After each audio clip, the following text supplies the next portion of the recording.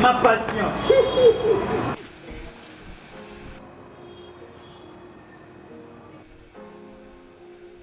Vile loin. Mbudi. Yo sakananga? Na nini? Yo kamata anga bolole? Oh. Yo silisaki musala na yo lokola cadre. Et comme on a ta pension, oye la nga enveloppe lokola huissier? Na ninga kuna bua kisangana sundula bango kuna. Obua kisango? Nandenge ni? Boy. Yo, est-ce que oyebaka montant cotisation nini patron na yo azako chelo na CNSA? Bon, a déclaré on a grade ni. Ngene je. Hey.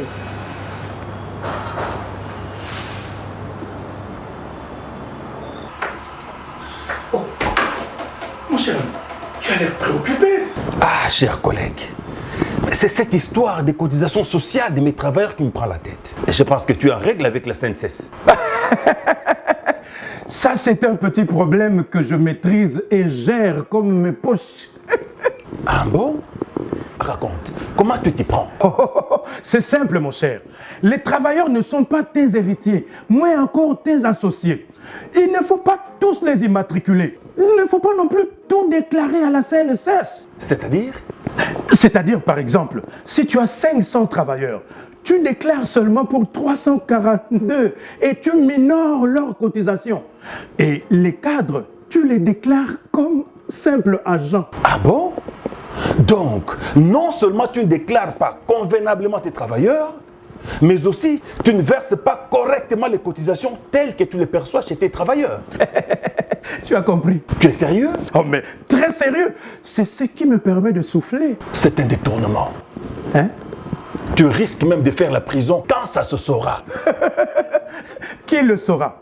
Mon cher, ces gens-là n'ont pas le temps pour ça. Même pas l'intersyndical? Quel syndicaliste?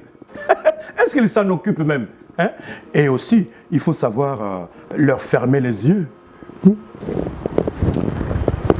Regarde.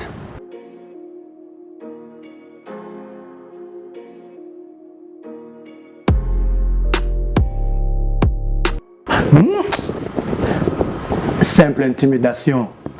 Mon ami, autre temps, autre mœurs. La CNSS bénéficie désormais de l'appui de certains services de l'État tels que l'IGF et les parquets qui ont le pouvoir de constater et de réprimer les infractions conformément aux dispositions pertinentes des articles 128 et suivants de la loi numéro 16/009 du 15 juillet 2016 fixant les règles relatives au régime général de sécurité sociale. Avec tes mauvaises pratiques, tu risques d'être sanctionné en payant de fortes amendes et pénalités pour détournement, entre autres. Tu es sérieux? Très sérieux. Il faut arrêter avec ces pratiques criminelles qui ne permettent pas aux travailleurs de jouir de leurs allocations familiales et de bénéficier d'autres prestations adéquates au moment de leur retraite. Merci, mon cher. Ah ouais, IGF a côté ma camboyo, n'a parqué. Pardon. Je dois tout régulariser. Tu as intérêt. Merci, hein, merci.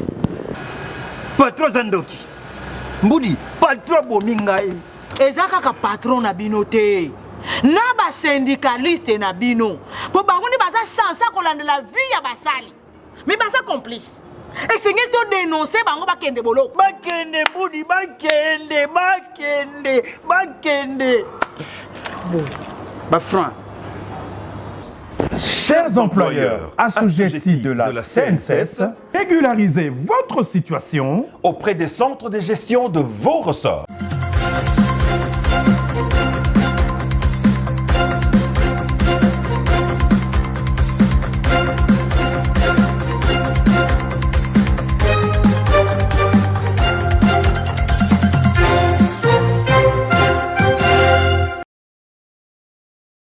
Bienvenue dans cette grande édition d'e-journal. Tout d'abord, les titres. Canonisation de la bienheureuse Marie-Clémentine Anouarité Nengapeta et bienheureux Isidore Bakanja, la CENCO organise une conférence débat sous le thème Bienheureuse Anouarité, modèle d'engagement. Dans les soucis de renforcer les relations bilatérales entre la RDC et le Qatar, le président Félix Tshisekedi poursuit ce mardi sa visite de travail au Qatar. Plusieurs réunions de haut niveau sont tenues dans divers domaines d'intérêt commun, notamment du transport et de la production industrielle.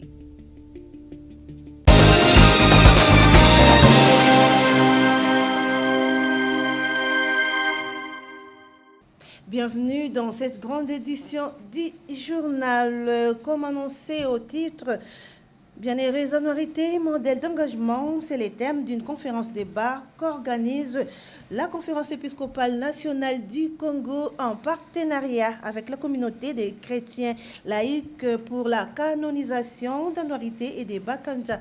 C'est jeudi 7 mars 2024 en la cathédrale Notre-Dame du Congo pour annoncer des dispositions générales de la célébration jubilaire. Guigui Zawadi pour les détails.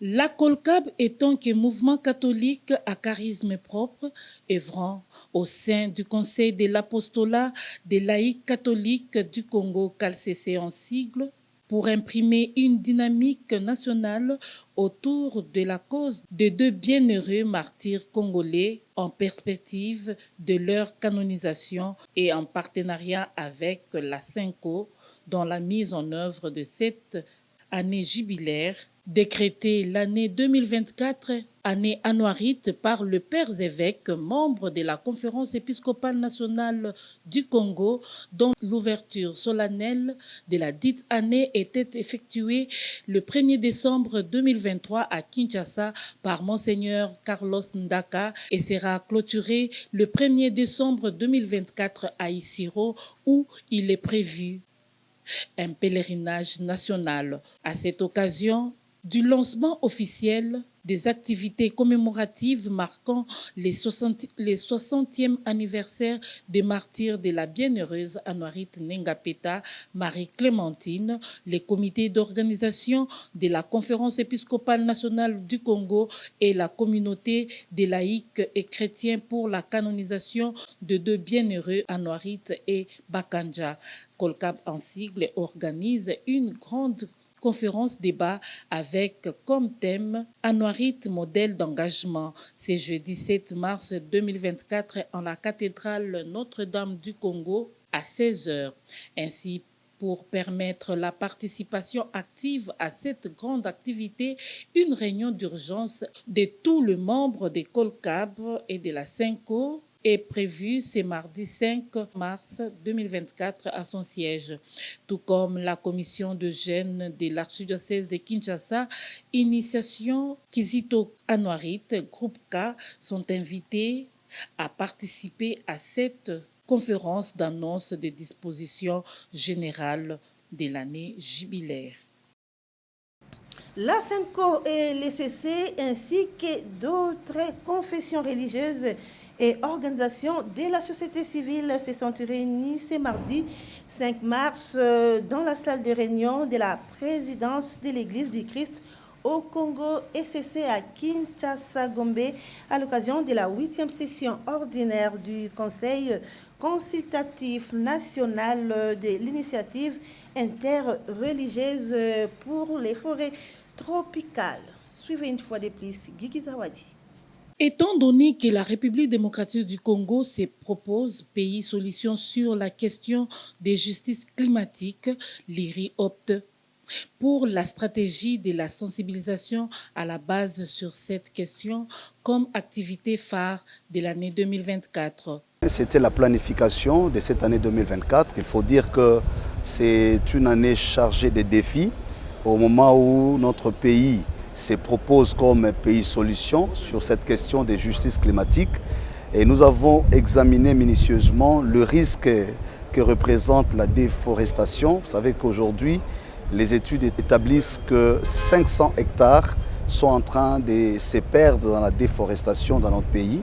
Et donc nous avons analysé tous les défis liés à ça. Il y a aussi la question de la pollution. Donc nous sommes en train de voir dans quelle mesure les églises et les autres composantes de IRI vont lancer des grandes activités qui ont comme pierre de touche la sensibilisation, l'éducation civique en matière de l'environnement. L'IRI, rapporte Monseigneur Donatien Chollet, pense en outre saisir le chef de l'État de la République démocratique du Congo, Félix-Antoine Tshisekedi Tshilombo, pour solliciter son implication en intégrant la question de l'environnement comme 7e engagement de son action pour ce second mandat.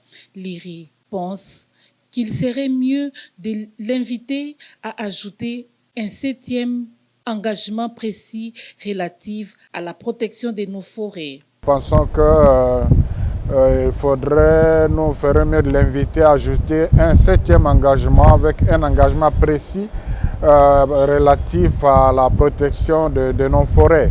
Et bien entendu, ces engagements, cette sensibilisation, nous la faisons en tant que confession religieuse. C'est d'abord un acte de foi, foi en Créateur, et aussi un acte de soumission au Créateur qui nous a demandé de sauvegarder la nation, de dominer, de sauvegarder la nation. Et donc, elle se fera aussi sous forme de catéchèse pour faire voir à nos enfants, à nos mamans, à nos papas, la dimension spirituelle de la protection de la forêt. La mise en place d'une guide d'éducation environnement pour les écoles, la visite d'apprentissage sur les sites de la déforestation ou dans les forêts à préserver sont les actions concrètes retenues par le secrétariat exécutif pour tenir à bon les orientations du conseil consultatif, précise le révérend Mathieu Yela, secrétaire exécutif de l'IRI RDC. Signalons par ailleurs que l'IRI RDC est une alliance multiconfessionnelle qui s'efforce d'apporter un leadership moral et une action confessionnelle aux efforts visant à mettre fin à la déforestation. La SENCO et l'ECC et autres confessions religieuses et organisations de la société civile font partie de cette organisation.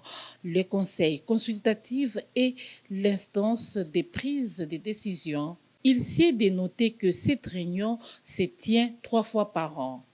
Monseigneur Edouard Isango, évêque auxiliaire de Kinshasa et responsable de la région apostolique Kin-Ouest, invite les membres des États généraux de la pastorale pour la région apostolique Kin-Ouest à une série de réflexions approfondies sur les défis pastoraux en vue de l'élaboration d'un plan d'action pastoral adapté au contexte particulier de la région. Ces états généraux auront lieu du jeudi 7 au samedi 9 mars 2024 à la paroisse Saint-Sacrement. Suivez. Dans le cadre d'exercice de sa charge de coordonner la pastorale régionale, Monseigneur Edouard Isango, évêque auxiliaire de Kinshasa, a, sous les hauts patronages de son éminence Fridolin Cardinal Ambongo, archevêque métropolitain de Kinshasa, proposé de travailler davantage à l'assimilation par les fidèles chrétiens de sa région des options et des directives pastorales de l'archidiocèse, d'où la convocation des États généraux de la pastorale. C'est jeudi 7 au 9 mars 2024 à la paroisse Saint-Sacrement à Mbisa-Delvaux pour mener une réflexion sérieuse et approfondie sur les défis pastoraux à partir desquels élaborer un plan d'action pastorale adapté au contexte particulier de la région. L'horaire de ces assises est tel qu'écrit dans ses communiqués. C'est jeudi 7 mars, ouverture des travaux qui sera modérée par M. l'abbé Aimé Lusambo, suivi de la prière d'ouverture de l'adresse du directeur des centres diocésains des pastorales Lindongué, ainsi que l'adresse de son Excellence Monseigneur Edouard Isango avec la formule solennelle de l'ouverture des travaux des États généraux de la pastorale. Ensuite, des travaux en atelier. Pendant 3 jours, ils vont devoir échanger, exposer et proposer des décisions et orientations pastorales pour qu'enfin clôturer le samedi 9 mars avec le rapport final par le secrétaire de la région. Après l'étape des Turquie, le président de la République, Félix-Antoine Tshisekedi Tshilombo, est arrivé ce lundi 4 mars à Doha, au Qatar, pour une visite de travail de 2 jours. Cette visite s'inscrit dans le cadre des renforcements des relations bilatérales entre Qatar et la République démocratique du Congo dans divers domaines d'intérêt commun. Images et commentaires. En séjour de travail à Doha, au Qatar, le chef de l'État Félix-Antoine Tshisekedi est arrivé pour une visite de travail de 2 jours. C'est pour renforcer la coopération bilatérale et des échanges commerciaux entre le Qatar et la République démocratique du Congo. Lors de cette première journée de sa mission, le chef de l'État a visité l'ambassade de la RDC au Qatar, dirigée par son Excellence Madame Valérie Lusamba Kabea, ambassadeur extraordinaire et plénipotentiaire de la RDC au Qatar.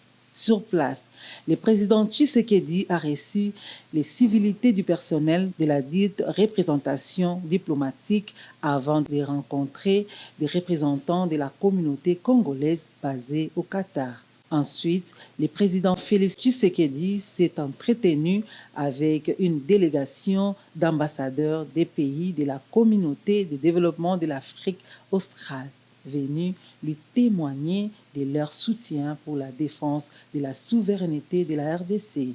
Pour ce mardi, le chef de l'État a eu quelques séances de travail dans les domaines de coopération économique. Dans le but de contribuer au développement de la RDC, le Qatar se positionne comme un potentiel investisseur dans les différents secteurs tels que les transports, les infrastructures, les mines, l'énergie et l'agriculture. Et puis, à l'Assemblée nationale, la commission spéciale en charge de la rédaction du projet du règlement intérieur de la Chambre basse du Parlement pour la 4e législative annonce la fin des travaux. Une dernière plénière de la dite commission est attendue avant la fin de la semaine en cours pour adopter les 10 projets avec ses 275 articles. Suivez. Selon les députés nationaux Jacques Njoli, président de la commission spéciale l'état d'avancement des travaux de l'élaboration du projet du règlement intérieur de cette législature 2024-2028 de la Chambre basse du Parlement évolue bon train. À l'en croire, toutes les 4 sous-commissions mises en place ont presque fini le travail à leur confier et leurs conclusions sont envoyées dans une commission technique interne pour les toilettages. Celle-ci dispose de 72 heures pour déposer le rapport en vue de son adoption en plénière de la commission. C'est juste après cette étape que la commission présidée par Jacques Njoli devrait déposer son rapport final au bureau d'âge dirigé par les doyens Christophe Mbosso. Il faut rappeler que cette commission est en dépassement du délai de 5 jours lui accordé pour la réalisation du travail. Mise en place depuis le 22 février, elle devrait déposer ses conclusions au plus tard le 29 février dernier. Les 10 projets disposent de 275 articles, soit 15 de plus que celui de la législature passée. 26e Coupe d'Afrique des Nations de handball dames à Kinshasa. Le Premier ministre Jean-Michel Sama Lukonde instruit le ministre sectoriel à s'investir pour l'organisation et la réussite de cette rencontre sportive en novembre prochain. Images et commentaires. Le chef du gouvernement, Jean-Michel Sama Lukonde Kyenge, a reçu dans son cabinet de travail à la primature une délégation de la Confédération africaine de handball venue lui rassurer que la haute instance continentale de cette discipline sportive a jeté son dévolu sur Kinshasa pour abriter sa 26e édition de la compétition. 15 nations se donnent ainsi rendez-vous à Kinshasa pour sortir les prochains champions continentaux de handball. Le Premier ministre a instruit le ministre des Sports et ses services de se donner à fond pour la réussite de ces rendez-vous, car dans la nouvelle philosophie du président de la République, chef de l'État, Félix-Antoine Tshisekedi Tshilombo, concernant le sport en RDC, rien ne peut être laissé au hasard. Aucun sport ne peut être négligé, tel que l'a souligné le ministre Kaboulou. Arrivé à Kinshasa pour signer le protocole d'accord relatif qui a eu lieu ce 4 mars 2024 entre la Confédération représentée par son président Mansourou Aremou et la Fédération des handball du Congo représentée par son président Amos Mbayo, Sous la supervision du ministre des Sports, Kabulo Mwana Kabulo, cette délégation a été impressionnée par les nouvelles installations récemment construites au stade des Martyrs, lesquelles abriteront la compétition. Le ministre des Sports, François Kabulo Mwana Kabulo, qui a livré les secrets de cette visite à la presse, affirme que Kinshasa suscite l'intérêt de toutes les instances sportives continentales depuis l'organisation réussie des 9e Jeux de la francophonie. Nous avons tenu à présenter au Premier ministre, chef du gouvernement, la délégation de la Confédération africaine de handball, qui est venue à Kinshasa pour la signature du protocole d'accord concernant l'organisation en novembre prochain de la 26e Coupe d'Afrique des Nations, qu'on appelle Cannes, en handball dames. Ça sera ici à Kinshasa, dans les nouvelles installations au stade de Martyrs. Vous savez, depuis que nous avons organisé les Jeux de la francophonie, l'engouement est total. Tout le monde veut venir ici, tout ça. Et à l'unanimité, à l'Assemblée générale de la Confédération, toute l'Afrique a dit, cette fois-ci, c'est Kinshasa en RDC. Le chef du gouvernement sait qu'il y a un travail à faire et qui devra commencer dès à présent. C'est pourquoi il appelle tous les services concernés à se mettre au travail tout de suite pour que la RDC présente une fois de plus un visage sportif au mois de novembre prochain lors de cette rencontre continentale. L'évaluation du projet de batterie électrique pilote par la RDC a été au centre d'une réunion technique ce lundi 4 mars 2024 à Kinshasa entre les ministres de l'Industrie Julien Paluku et la direction générale du Conseil congolais de la batterie, accompagnée de ses experts. Brigitte Bondongoy. Au cours de cette rencontre stratégique, le ministre de l'Industrie, Julien Paluka Ongia, a reçu des explications techniques sur les choix des lieux où sera exécuté ces grands projets panafricains, mais aussi des manières par lesquelles les intrants y seront acheminés. Désormais, des appels d'offres seront lancés après l'atelier de partage d'informations qui va réunir sous peu à Kinshasa le ministre de l'Industrie, des Mines, des Finances, des Ressources hydrauliques et électricité, des Travaux publics et infrastructures, du portefeuille et du transport et voies des communications, accompagnés de leurs experts respectifs. Objectif, l'appropriation de ces méga-projets, a déclaré le ministre de l'Industrie.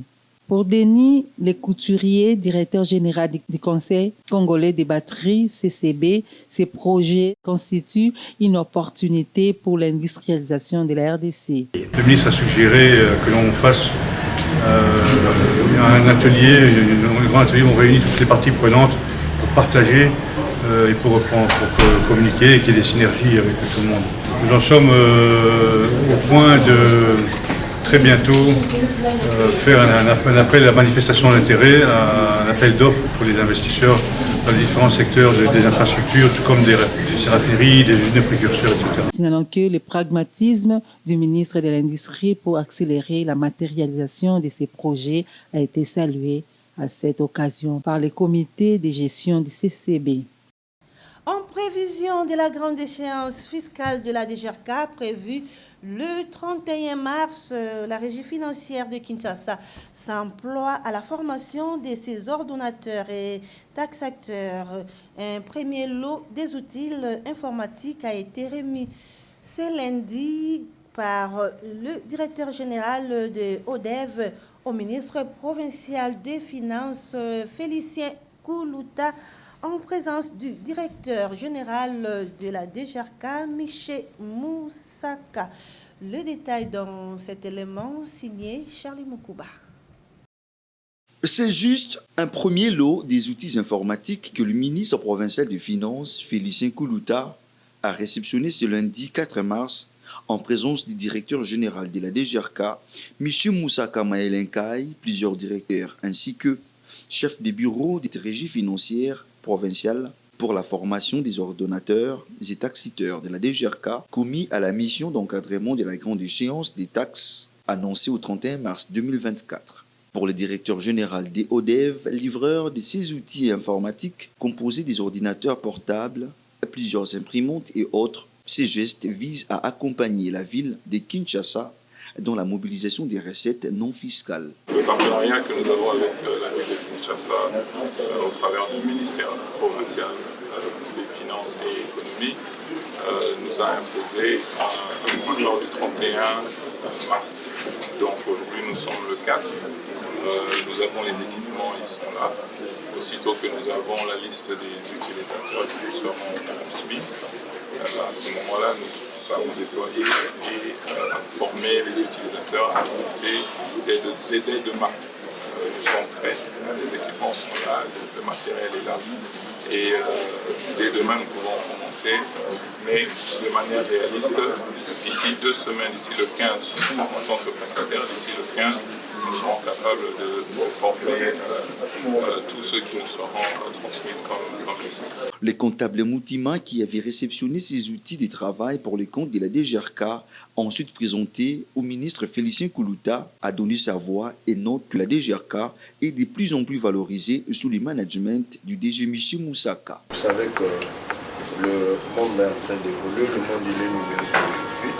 En son temps, nous utilisions les notes de perception manuelles, mais avec l'évolution, la modernisation, c'était le vœu du gouverneur et de son excellence, monsieur le ministre des Finances, de passer par les notes de perception numériques, avec beaucoup d'avantages que nous allons étaler pendant la formation. Donc nous passons, c'est une transition, nous passons de l'utilisation des notes de perception manuelles aux notes de perception informatisées.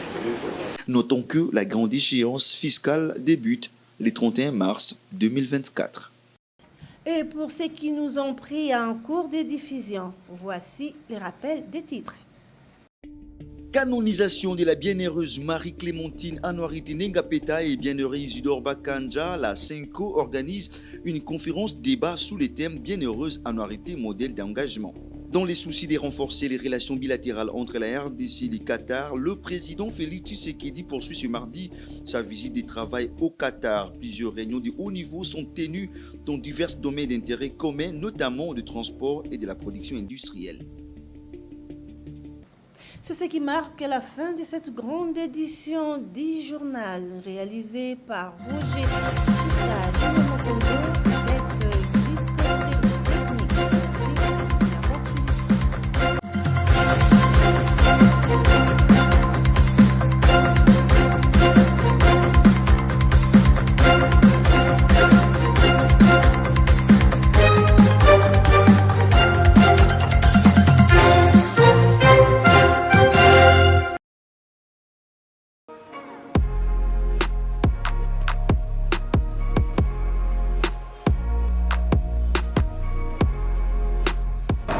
Allez, pas madame.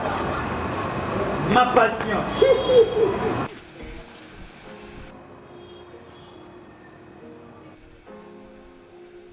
Vile loin. Mbudi. Yo sakananga. Na nini? Yo kamata anga bolole. Oh. Yo silisaki musala na yo lokola cadre. Et comme on a ta pension, oyela nga enveloppe lokola huissier. Na ninga kuna buak sangna sundula bango kuna. O buak sango. Nandenge ni. Boy. Yo. Est-ce que oyebaka montant cotisation nini patron na yo azako chelo na CNSS? Bon, a déclaré on a grade ni. Ngone yep. Hey.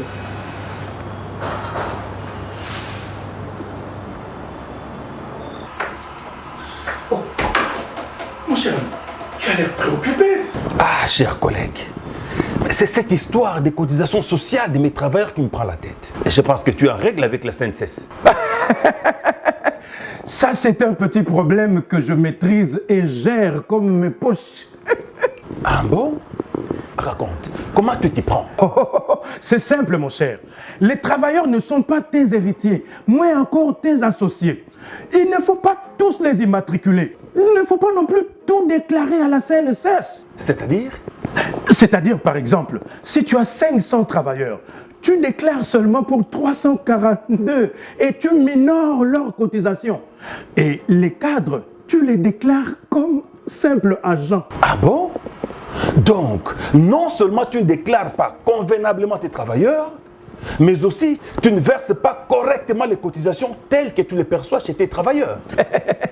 Tu as compris? Tu es sérieux? Oh, mais très sérieux. C'est ce qui me permet de souffler. C'est un détournement. Hein?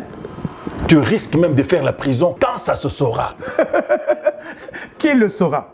Mon cher, ces gens-là n'ont pas le temps pour ça. Même pas l'intersyndical? Quel syndicaliste?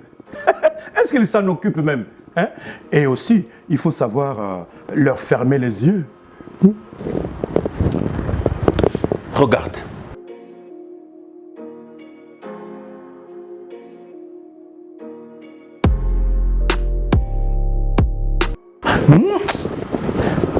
Simple intimidation.